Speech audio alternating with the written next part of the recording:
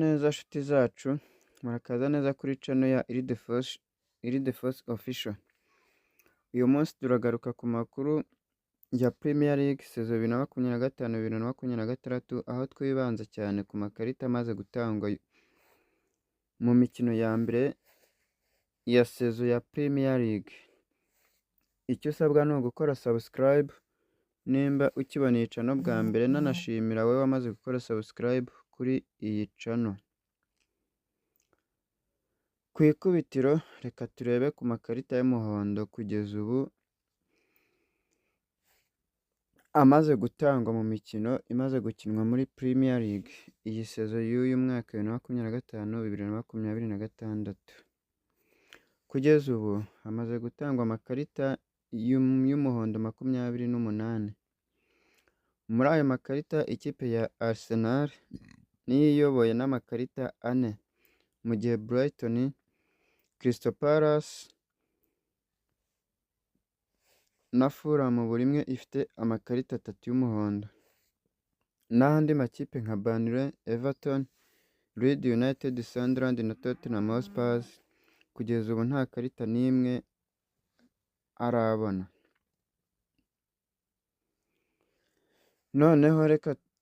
Noneho reka tujye ku makarita atukura, turebere hamwe amakarita amaze gutangwa atukura muri iyi mikino ifungura season 2025-2026 Premier League mu Bwongereza. Kugeza ubu hamaze gutangwa ikarita imwe itukura gusa, ikaba yarahawe umukinnyi yitwa Ezri Konsa, myugariro wa Aston Villa, umukino bahuyemo na Newcastle United.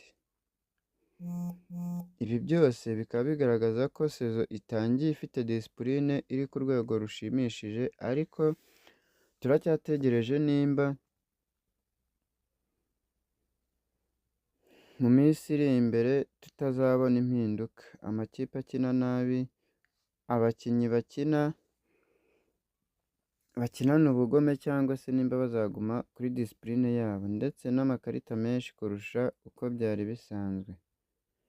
Ese wowe urabona iyi season izarangira amakipe nka Arsenal akiri ku isonga ku makarita y'umuhondo?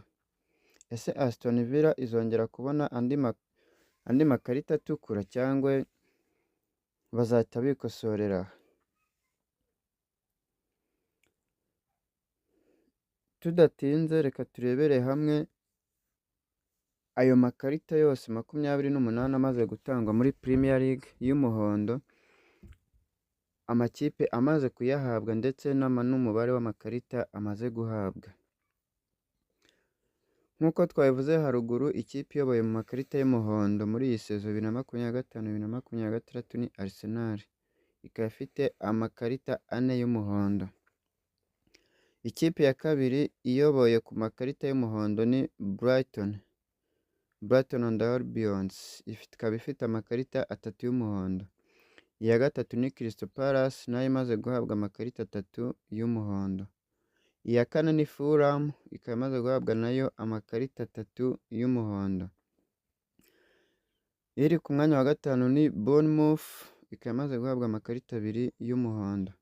Gatandatu ni Brentford, ikaba imaze guhabwa amakarita 2 nayo y'umuhondo.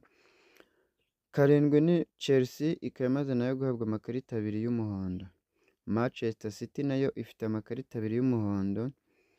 Liverpool nayo ikagira ikarita 1 y'umuhondo. Manchester United nayo ifite ikarita 1 y'umuhondo. Newcastle United, Nottingham Forest, West Ham United ndetse na Wolverhampton Wanderers bose bafite ikarita 1 y'umuhondo. Mu makipe atarabona ikarita n'imwe y'umuhondo cyangwa se y'umutuku akomeje gukina na discipline muri iyi mikino, twavugamo Burnley, Everton, Leeds United, Sunderland, Tottenham and Aston Villa. Aya makipe yose uko ari 6, nta kipe n'imwe irabona ikarita n'imwe, yaba iy'umuhondo cyangwa se ikarita itukura. Nk'uko twabivuze haruguru, ikarita imaze gutanga itukura ni ikarita 1 yahawe umukinnyi wa Aston Villa, umudefenseri, mu mukino bahuyemo na Newcastle United. bamwita Ezri Kosa, niwe mukinnyi rukumbi umaze guhabwa ikarita itukura sezo 2025-2026 muri Premier League. Ese waba ushaka yuko dukomeza kurebera hamwe ibiranga ndetse n'udushya dukomeza kubera muri Premier League ndetse n'andi mashampiyona? Icyo usabwa ni ugukora subscribe, ugakora like, ukibuka gukora ku nzogera kugira ngo buri video yose igiye kurica izajya ikugereraho ku gihe. Kora share na mugenzi wawe bimenye ndetse dusangire amakuru, kandi nanashimira wowe wamaze gukora subscribe kuri iyi channel. Ndabakunda, Imana ibahe umugisha, tuzasubira vuba, ciao ciao.